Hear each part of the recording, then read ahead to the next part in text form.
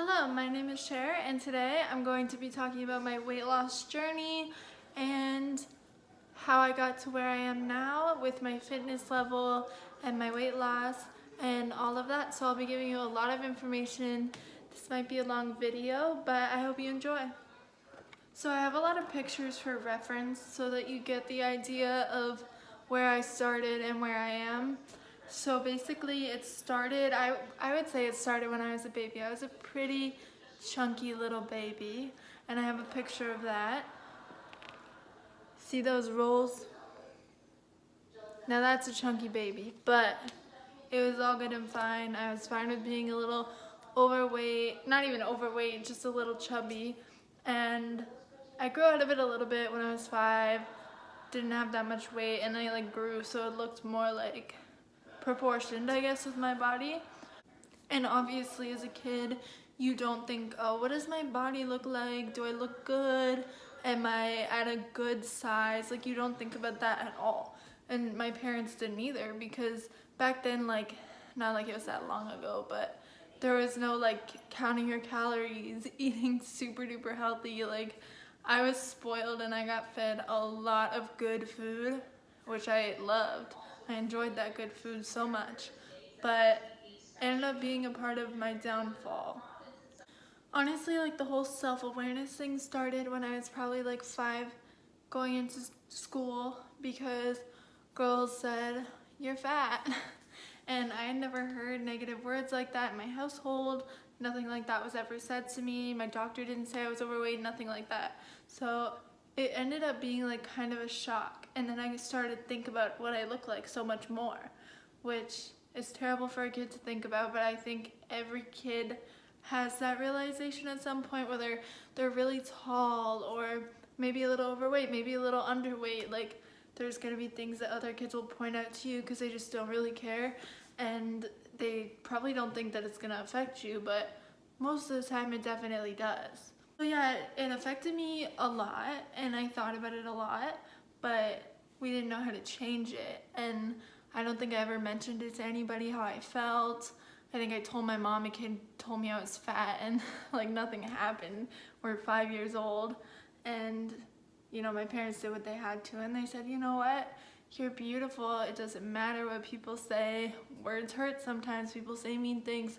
It was just something like that. So I ended up getting over it. I had a great childhood, it was fine, but I really started to gain weight when I was 10, and it didn't stop. I just gained a lot of weight, and my highest weight was about, I would say 180, and I was 5 foot nothing. I was really big. I have pictures. I will show you those right now. So here's one. That's me compared to my dad and my little brother. But I was just wide. I don't know why, but I carry my weight, my stomach, my back, and my arms, really, really bad. And I'll show you this picture too. Okay. See, my arm, it's all in my chin, it's everywhere. Didn't really gain on my legs though, which is kind of weird. It's just how my genes are, I guess. So I basically learned about how big I was just because of other people. Other people say, oh, you're fat, and now I think that I'm fat. So just that part of it sucks, because nobody deserves to be bullied about their body size or anything. And I became really insecure about it. I became really sad, almost obsessive over it, but didn't have a way to fix it, didn't know anything about working out, burning calories, eating well, none of that. So it's a struggle to start learning about that stuff, so it was hard. And then at some point when I was 14, I think, my dad got a gym membership. So I used his to go to the gym every day before school, and sometimes after school too. So I was working out super hard. I was on the treadmill all the time, nothing else. I didn't know anything about strength training or anything. Just treadmill every day for 2 hours, and sometimes more, which is kind of unhealthy. I definitely overworked myself, but I was still eating the same. So nothing changed. So I got discouraged, stopped working out, went back to old habits, nothing changed at all. Now at this point, I was definitely less than what I was. I was less than 180. I don't know exactly how much I weighed at that point, but I also think it had to do with me just growing up and getting taller, and then the weight kind of just distributing through my body. But other than that, I was still pretty big, very self-conscious about it, whether it was a normal weight or not, and I analyzed it all the time. And then I started working out with my mom, and we did the little workout videos on the TV, and we did that all the time, which was super fun. And at that point I did start to lose a lot of weight. I probably got down to like 140, but I was going between like 140, 160, like it was just going back and forth. So nothing that I did would actually take the weight off permanently like I wanted. So I was trying to find new ways, couldn't really figure it out, got discouraged again, and then stopped completely. I probably tried every diet that has ever existed, and obviously they're gonna fail because eating good food, you're always gonna go back to that. You can't keep a keto diet in your life. You can't keep like any type of diet in your life because it's not just gonna make everything go away, and then you eat again and it's never gonna come back. That's just not the case. The weight is gonna come back once you stop doing your diet. You're not gonna stick to your diet, and then you're gonna feel guilty about not sticking to it, which I've done way too many times. And it's just, you are completely just screwed the whole time because you know you're gonna go back on it. You know you're gonna have a cheat day or a cheat week or a cheat month. Like, it's just not livable. So I tried everything with the whole diet thing because I thought working out is not my thing. It's not gonna help me. I'm not gonna lose weight. In the meantime, I'm still kind of losing weight. I don't think I noticed it. I think I did develop like dysmorphia because, and I know that I have it now, but I don't know exactly when it started. It could have been when I was around 14, and it could have been like pretty recent because, well, I'll talk more about that in a minute, but yeah, I definitely didn't think I was getting skinnier. I thought I was getting fatter, and it was just a very toxic thing that was going on in my brain. So the next thing I did was, me and my mom, we were going through some stuff, and we would go on walks for like 2 hours a day and just vent about everything that was bothering us, everything that annoyed us that day, like so many different things. It was like therapy. And we would just walk 2 hours a day. Sometimes we would go after dinner and we would walk again. It was just like really nice. And at the same time, we were losing weight. I probably lost about like 5 pounds from doing that. And at that point in my life, I was a lot happier with my body.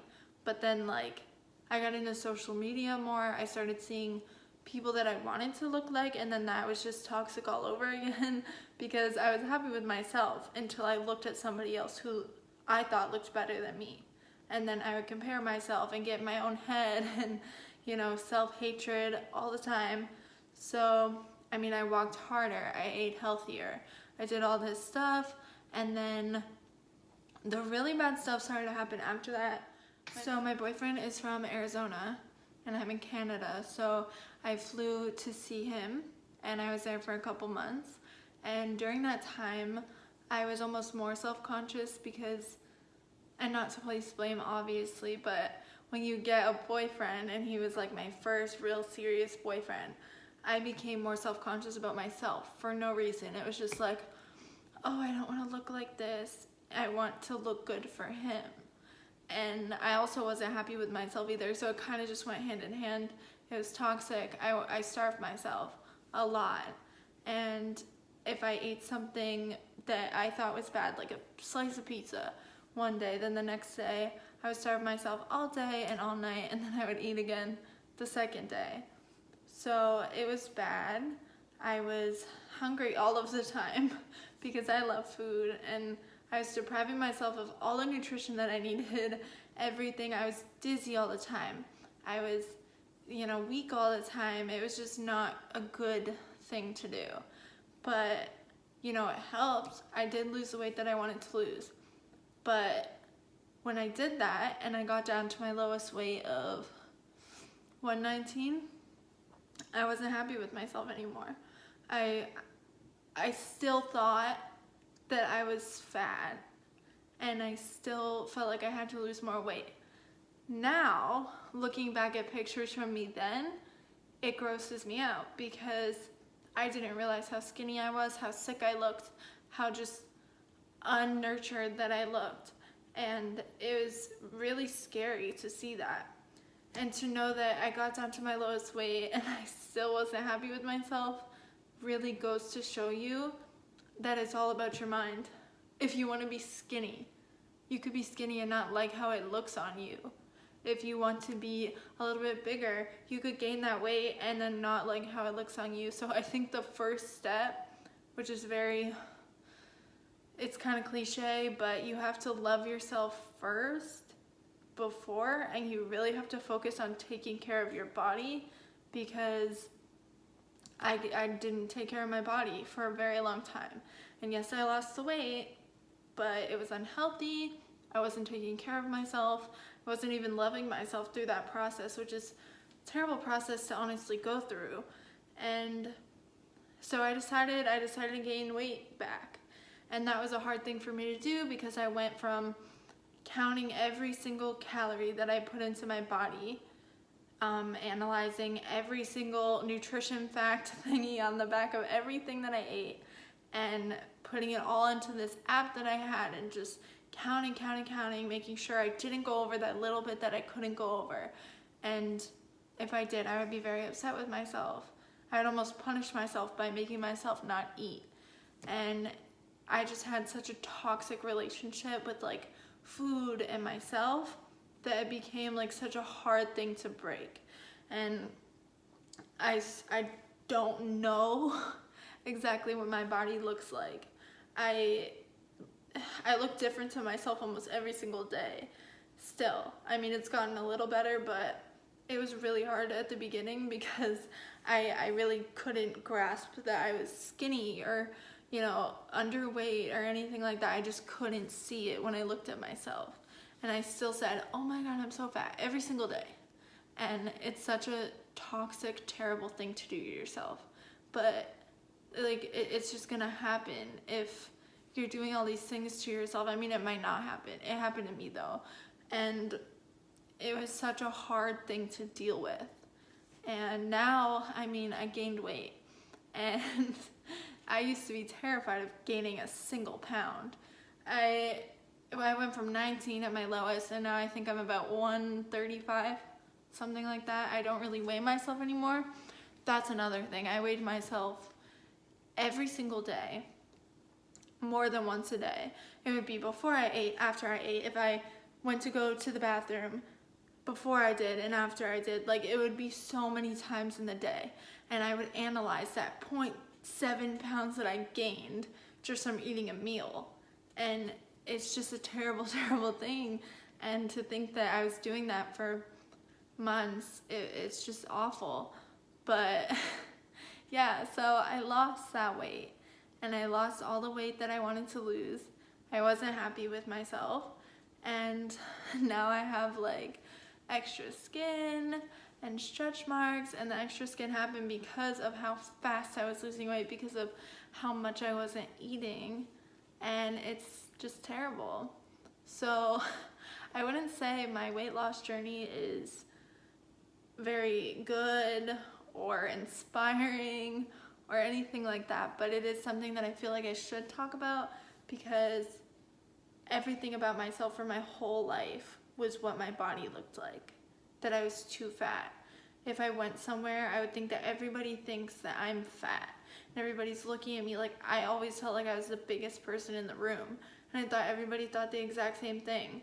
But and that blocked so many opportunities, I think, for me, because I had so much anxiety. I didn't want anybody to see me. I didn't want anybody to see what I looked like. I was wearing extra large clothes just so that they couldn't see any part of my body. Like, it just got to the point where it was just so bad. And I am grateful to have learned from the mistakes that I've made, and I hope to God nobody's going through any of those things or anything that's worse, because it's just an awful thing to go through. But here I am telling this story, and hopefully you can learn from it, because it's difficult, and there's things that I did to myself that I would never wish for anybody to do to themselves. And you just have to really love yourself first. You have to, my biggest tip would be just to feed your body what it needs. Give yourself nutrition. Feed yourself maybe some unhealthy stuff just because you think it's good and it makes you happy. There's so many things in life that are way more important than what your body looks like. And it's true, it's hard to believe. You could be so consumed by those thoughts, but it is true. And it took me a long time to learn that. I still struggle with that. And I think everybody will, with one thing or another, whatever they're insecure about. And that was my thing. That was definitely my thing for a very long time. But now I don't really count my calories. I do sometimes just because I'm working out and I'm trying to gain muscle, so I do need to be in a calorie surplus. So that's the only reason why I count my calories. But it's not to, if I go over, I don't sweat it. If I'm under, I don't sweat it. Because I realize that, like, whatever my body looks like, sometimes it looks different from the day to day. If I'm on my period and I'm a little bloated, I'm gonna look a little bit bigger than usual. And it's normal stuff, especially for girls. They're just gonna, you go through so many changes. If you eat a big meal, you're gonna look a little bigger and you're gonna kind of balloon up a little bit, but that's normal stuff, and you shouldn't let it get in your head. And as for weighing myself, though, I do want to say you should throw away your scale. Just completely throw it away, throw it out your window. It's not important, because you weighing yourself. I could be 150 and you could be 150. Guess what? That could look so different on both of us. Just so different. I could carry it somewhere else. You could be super tall and super lean and still be 150 or more. And I could look a little bit bigger than you. The weight doesn't matter. I wanted to be down at like 115. I got close to that and I didn't like how I looked. The number doesn't matter at all. If you want to go and see your progress, if you're losing weight, measure yourself. Take progress pictures so you can compare them to each other. Do things like that, because it's so much better than weighing yourself, because you could gain a pound of muscle and you're going to think, oh, I gained a pound of fat. And that's just not the reality. You need to make sure that you don't get too much in your head about the number, because the number doesn't matter. I really feel like I'm rambling, but there's just so many things and so many thoughts that I have on this, because it's such a personal thing. And it makes me sad for myself as a kid, because I was very unkind to myself. And yeah, people were unkind to me, but they didn't owe me anything. I owe everything to myself. This is the body that I'm gonna have until the day I die. This is the body I'm gonna have to birth my future children. Like, I need to be loving my body in every stage that it's in. And I'm so sorry to my younger self for not doing that, but it takes some learning, a lot of learning, and a lot of bumps in the road. And that's definitely what I've been through. And that's what a lot of people are going through, or look back on and either regret it or don't regret it at all. And it's just, yeah, I don't know. I'm going on and on and on, but I think the thing that helped me most was just doing things that made me feel good on the inside first, because I started going to the gym more actively. I started learning more about strength training and stuff, and honestly now that's a passion that I have. I enjoy working out. It's not to lose weight, it's just to make myself feel good. It's definitely therapy for me, and it's what makes my mind happy, and it makes my body happy, and it's just a good thing to do. So you should find something that makes you happy, whether it's drawing, listening to music, singing, dancing, anything. And just make sure your mind is healthy first, and then you can take care of yourself however you see fit. But yeah, it's definitely been a long road, and hopefully you guys may have learned something from this, or what not to do that I definitely did. And hopefully you can take some inspiration, knowing that like you can hate yourself so much, but you can also come out of that darkness and be better for it and have experiences that you can share with other people, because that's what I'm trying to do. And yeah, I hope you enjoyed this. I know it was long, so thank you if you're still here. But yeah, that's my whole weight loss journey. And if you have any questions, you can let me know. And if there's enough, I could do like a whole video on it, just answering questions. But yeah, that's the end of the video. Thank you so much for watching. And if you liked it, please subscribe to me and give it a thumbs up. Thank you.